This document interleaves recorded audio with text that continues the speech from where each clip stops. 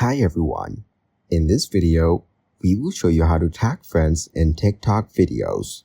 First, open the TikTok application on your mobile device.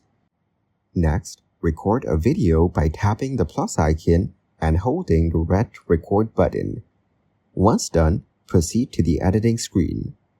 Now tap on the sticker icon on the right side of the screen. Here, you should see the mention option among the stickers. If you don't find the mention sticker, tap on Next to move to the posting screen. On this screen, tap on the mention option, usually below the video description box. Now select the user you want to tag from your followers or by searching their username. If you want to tag additional users, repeat the process by tapping on Mention again. You can also mention users in videos you've already posted, liked, or marked as favorites by tapping on their username while editing or in the comments. And that's it. Your friends are now tagged in your TikTok video.